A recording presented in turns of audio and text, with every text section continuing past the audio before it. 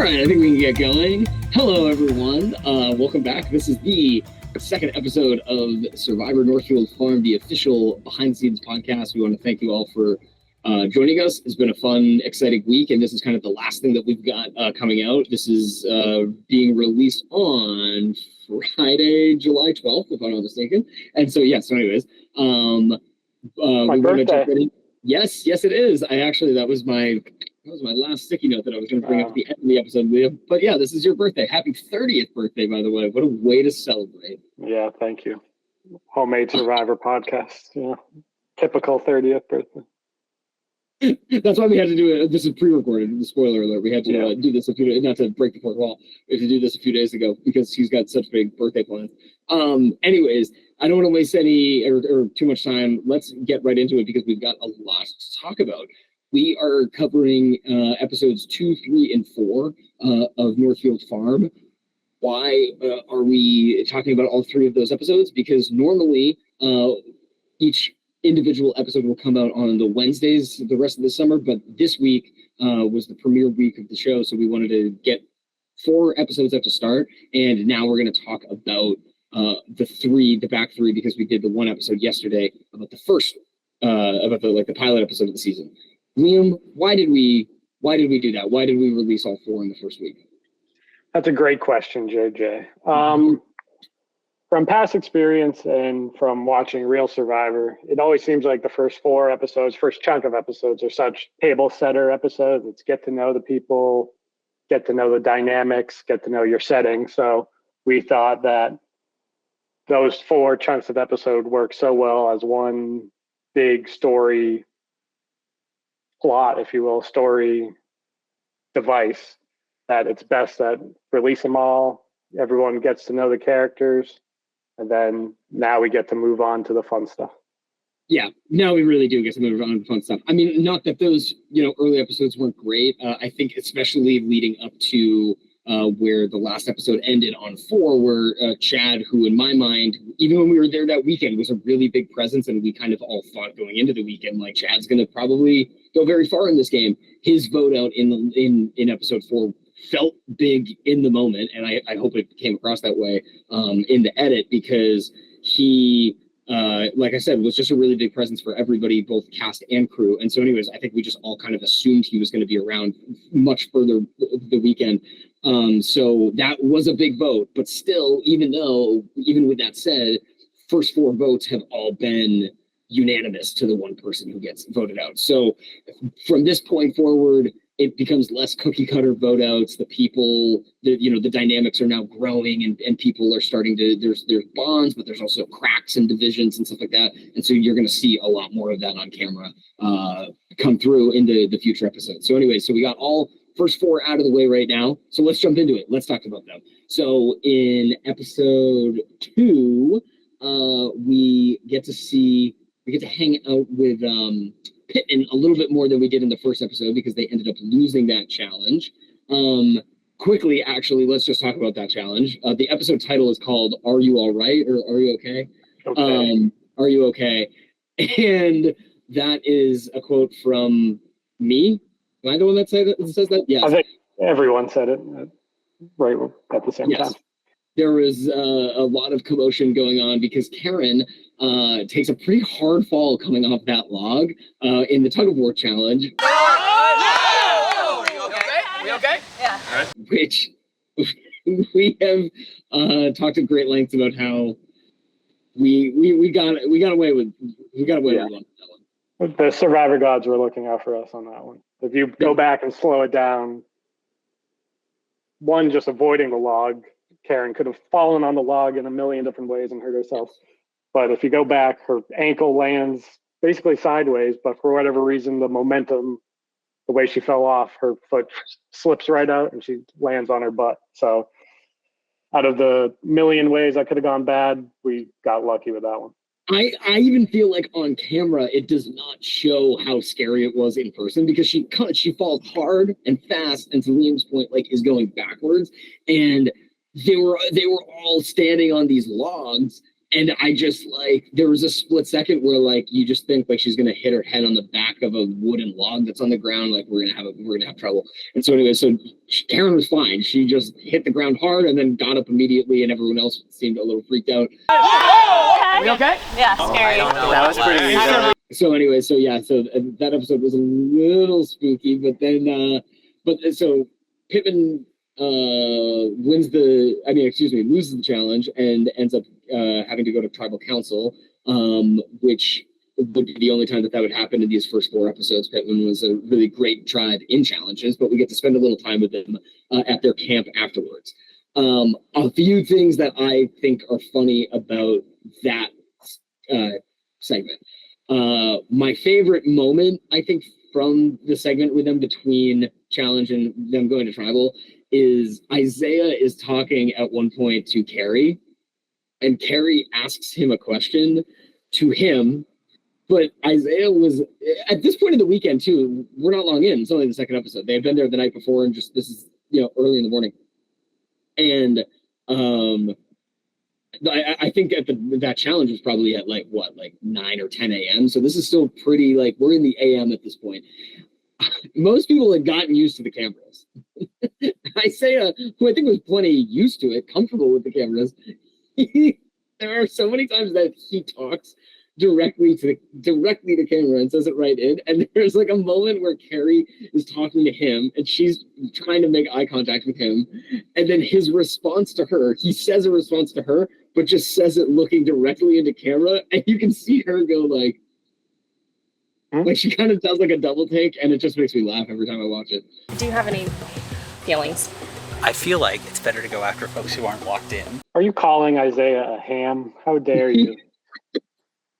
What gives you that such an impression? But no, I mean, earlier in the episode, Isaiah, luckily for us, followed directions, and he got a cameraman to come watch him pick up an idol, and it cost him some secrecy, if you will. True.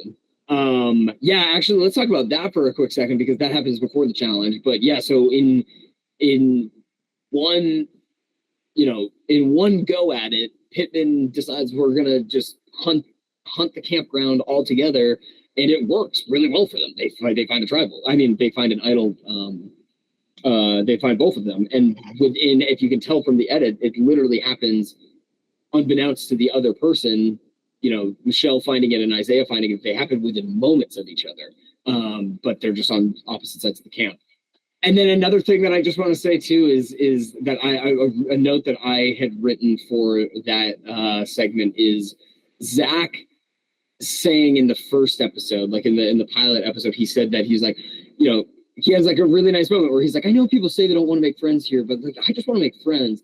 And then I felt like in that episode, he just immediately becomes like a pretty deceitful guy. It just starts like, it kind of shows more in the next episode when he does the, Vega told me not to tell Michelle about her idol, but I did anyway. It's sort of like, he didn't want to tell her. I did. Like everything that he does in the show is so great because he just has like a big smile on his face the entire time he's doing it. So he just looks like he's so happy. And again, this is also kind of getting ahead of it, but he has a moment in the next episode where he's talking about Michelle lying to him, and he's like, it's so funny because she's lying right to my face, and like in it, like he's like happy, like he's like, he loves the lies, he loves the game and everything.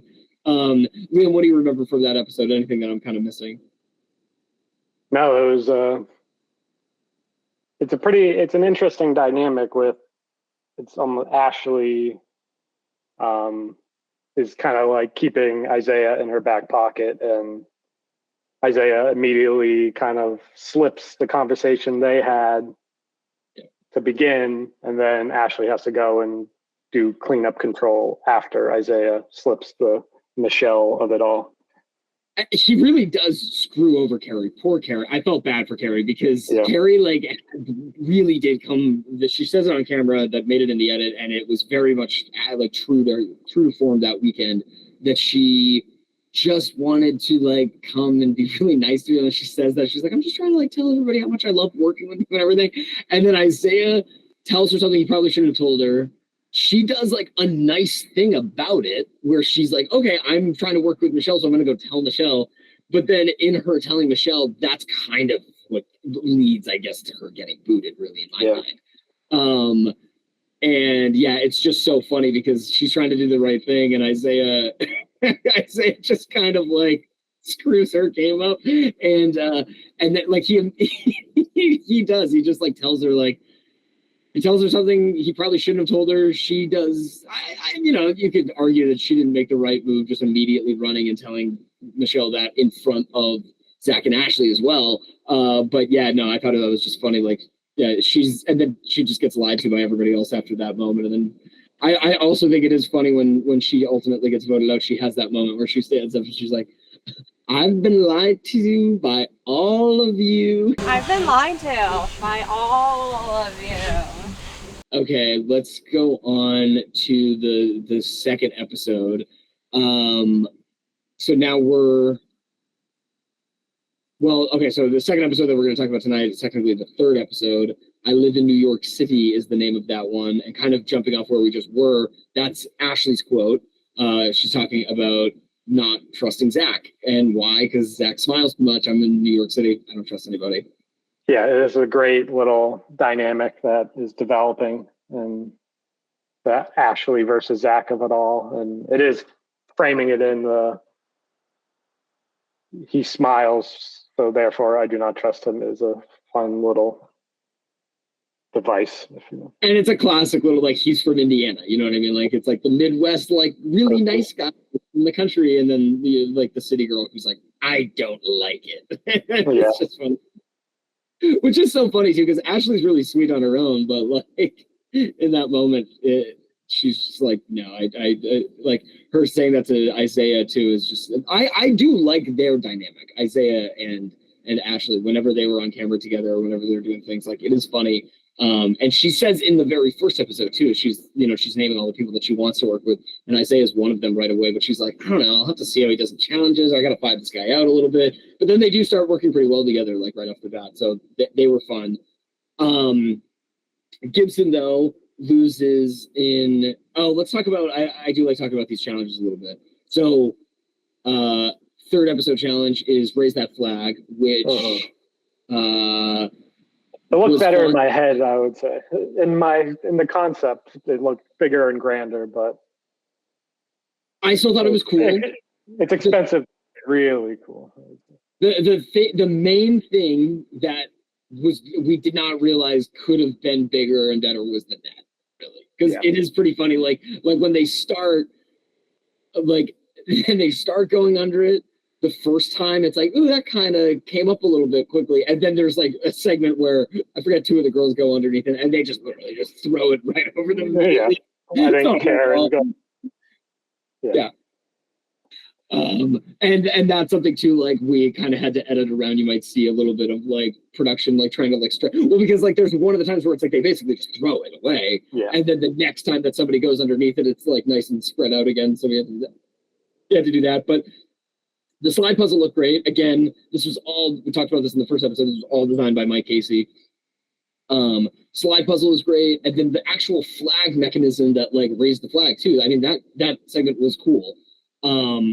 Also something that now in the edit, I look back and I realize we kind of lucked out on safety wise is having a very sharp but like little thing you have to like a pocket knife that the fact that you like had to unfold it and kind of in like a quick moment. I'm like, it's good that nobody got cut doing that or anything like that, but no, Vega hits it, and then and so yeah, that's a fun little moment.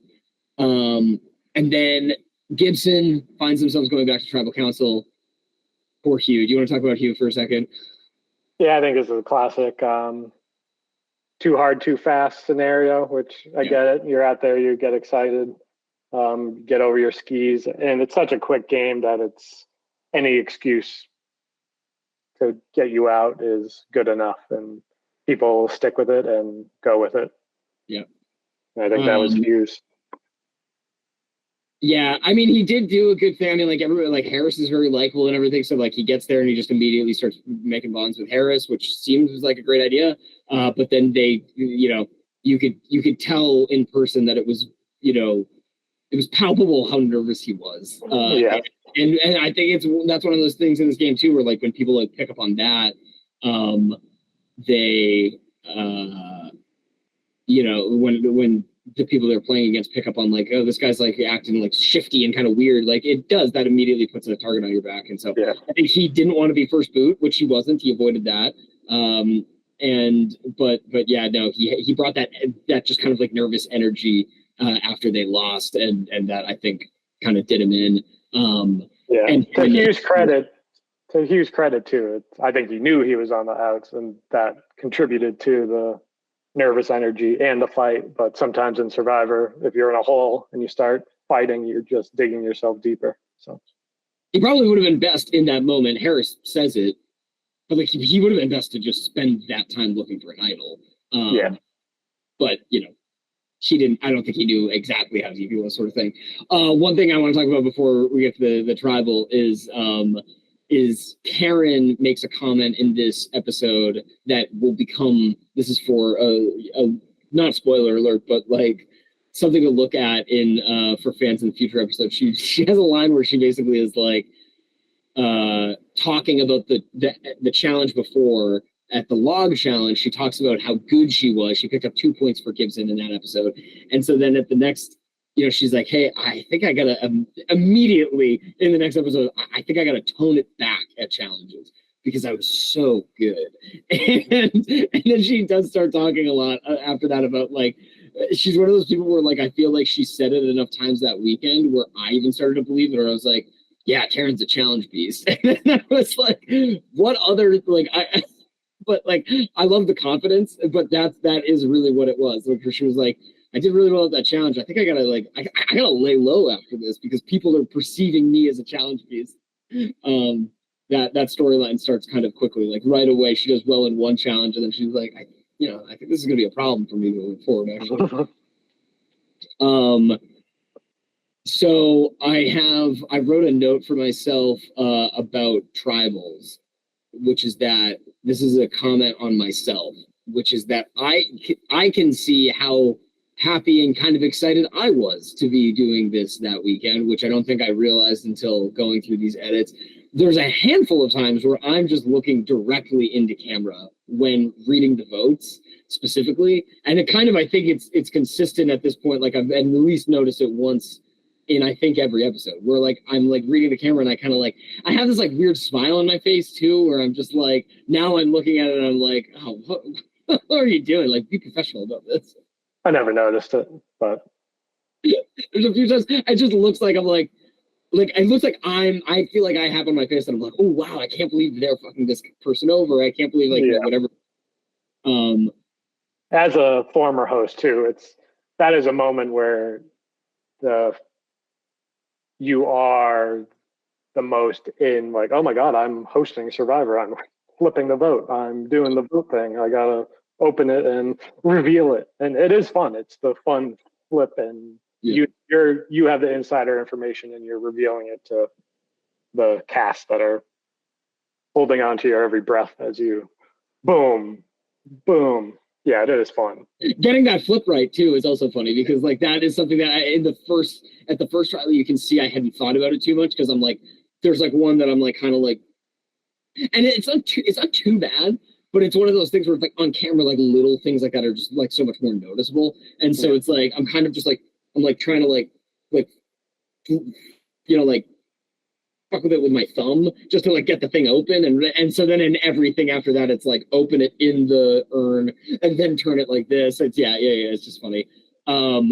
Harris also, I wanted to point out, he did this the whole weekend, not just at tribals, but he establishes very early on that he's a big like analogies guy and brings up analogies all the time. So in the first few episodes he talks about the Gibson carousel, so to speak, that they're all on, and but again, he had a bunch of isms like that I thought were funny. Outside of the carousel, do you remember any of the other things that he said? The first episode is Mike Tyson, no one wants to get punched in the face, which he used in Confessional too, which is funny. And then in episode 4, I think he said musical chairs where someone has to get off. Because to be honest, the carousel analogy doesn't make too much sense. It doesn't make any goddamn sense at all. It's like Keep riding carousels all day if you really want to. yeah, no, it really doesn't make any sense. Somebody's gotta get off the ride, and well, it's like the carousel. I think analogy starts with like we're going round and round on this ride. Somebody's got to get off, which to your point is not true. Like if you pay at the carnival to stay on the carousel, they'll let you stay on the carousel. But what's funny is like then it turns into an analogy about a broken carousel where it's like the carousel's broken, and so now we got to get like some engineers out here to fix the carousel. but he does just say things like that with a decent amount of just confidence, and it just plays really well. Like I remember that in his confessionals as well. There's also definitely somebody that I'm forgetting that he like. I want to say it's like Oprah or something like that. He like quotes somebody in one of his. Maybe I'm making that. No, that sounds right. I think it was Mike Tyson. Like Mike Tyson said, everyone has a plan until they get punched in the face. He does in one of the things. He quotes Sandra from Survivor, and that is funny because he says that like Sandra from Survivor said, and I'm like, if you're watching this, you probably know who Sandra is. Yeah. Hey, you can't assume, you know what they say. Yeah, I guess. All right. Anything from that from the episode 3 that I'm missing? No, that was a pretty straightforward table setter episode, if you will. Yes. Yeah, and then 4. Anything notable that you want to talk about before we get? Because I have a handful of things to talk about with the axe throwing. I think I like that first. It's the tale of 2 tribes. Gibson is sad, and it's kind of like Mexican standoff. Everyone's pointing at everyone else. This person's a threat because of X, Y, Z. This person's a threat because of whatever reason. And then we flip to Pittman, and they're literally taking naps and going for swims and eating lunch. So, and that's how it was that weekend. It really was. And I mean, they're big sad. Like they're like Darren and Harry, like they all just look depressed. Darren looks so sad. There's that like shot where like you zoom in and he's just sitting like in the little like tent tied up thing that they had, and he's just. And then also this is just a editing note and production note, I guess, as well, for anyone who's watching and they're like, wow, it sounded like it was really windy there that weekend. That's because it was, I think, like only a little bit, but they're in this big field. That's where the garden camp is, just in this big wide open field, and you can literally hear it in the edit. Like we don't have lav mics on everybody that weekend. We don't have the money for that, so it's a lot of just like shotgun cameras that are microphones that are attached to the cameras, and they pick up a ton of that wind. And then it's funny because then you go to Pittman and it sounds perfectly fine. It's because they just think they're in the tree cover the whole time. But yeah, no, that camp has always kind of notoriously been the one too where like I think it was Merrimack Madness where like it was really, really hot one day and there's no tree cover at the garden camp, so they just baked one of the days. Yeah, I have a theory that your tribe will do well in Survivor if you're having fun, and you got to put more effort into having fun when you're at the garden camp, I think, than when you have river access and shade at the river camp. But the river camp's a great time. We love the river camp, but somebody has to have the garden camp. There's only 2 camps. All right, so moving on to the challenge axe throwing, which I was really excited about going into this year. That's like a new challenge for us. We had never done with Survivor Roysan before. I mean, these all have been so far, but but that one I thought very simple and straightforward, but like cool. And I think everyone's like, when you watch it, the first 2 people who go are Chad and Vega. And if you just watched them, you'd think that axe throwing is easy. It's not that easy. And the 2 of them go up and they just immediately nail it. Yeah, I think we had practiced all of us were just taking turns before, and we probably hit 3 out of 20 or something. Yep. And then the whole cast too, I consistently were nailing them. So Zach with his one hand too. It's crazy. But yeah, no, I think he was lying. I think he had done it before. He had to have. Yeah, I mean, no, just hit this on the spot. Well, we can ask him that at some point. Yeah. But to your point, and this was one of the things I wanted to bring up. This is a classic little BTS moment. Like little fun fact is in the Dream Team version of the person who's throwing the axe. To Liam's point, was one of the crew members who we had filming this, and we weren't really getting a lot of the shots. You're looking at the back of the head of Steven DeSillo, so shout out to him. He misses all 3 of his attempts, and none of them are even really close. Yeah, no, not even. But before we go to the axe throwing segment, you get like a little bit of a preview, like coming out of it after they've read Tree Mail, and the person who threw that one, who you don't see the over the shoulder, the arms of, that nails it right in the center. Who threw that one, Liam? It was my father, Mike Houghton, but yeah, he nailed it. Last year, if you are a fan and watched Merrimack Madness, there was a challenge where they had to shoot mud balls at a target, and I think the closest one was very far out. And then as soon as everyone left, my dad went up and nailed the bullseye. So he had a reputation to uphold, and he did it well. 2 years in a row. He really did. Like and it was one of these funny things too, where we were all like, "Bet you can't do it again," and he literally like grabbed the axe and like, and it was like dead right in the middle, and he threw it a few times and he hit each time. So yeah, so Mike Houghton, shout out to him, is he's good with aim, and then we got he's a marksman. He's a marksman, and Steven DeSillo, who is an is not. Yeah, somehow, not really great with the axe. But yeah, so anyway, so that was the challenge. I thought that was a really fun one. It comes across on camera too a little bit. They were all just like, even Gibson, who had been losing a lot at that point, and they continued to lose through that challenge. But everyone was just in really great spirits, and you can kind of see that. I think it plays, at least through the edit, it certainly was in person. Everyone was just really like having fun. I felt like that was like a big challenge where there's a lot of like laughter going on, and everyone was just kind of chit-chatting and stuff like that. So it was, in my mind, that was one of the high points of the weekend. I really loved that challenge. Yeah, it was the end of Friday. We were all tired, and it was a good energy boost to push us into the next half of next quarter of the season, really. Yeah. And then I guess nothing really to speak of at Tribal too much, other than I mean, we can kind of speak to Chad getting voted out. It was like I said at the beginning of the episode, like it was kind of surprising, even from Chad was one of the first people that we locked in on the cast too. I remember him being, if not the first person that I was in a casting call with. Yeah, he was the first applicant, I think, every single step of the way. And yeah, it really came down to Jen and Karen. They were the deciders, and literally Chad got voted out because he's too likable. It's that's what makes Survivor great. It's you can be liked, and then you can be liked too much, and sometimes it gets you. Out by him, and I would have been too if I was playing with him. Like he was just like genuinely like he's such an easy person to talk to, and so then here's also kind of like a little fun thing. This actually goes for Chad and Carrie. Something that is fun about this Survivor is that we essentially invite people to stay the entire weekend, regardless of when they get booted. And he would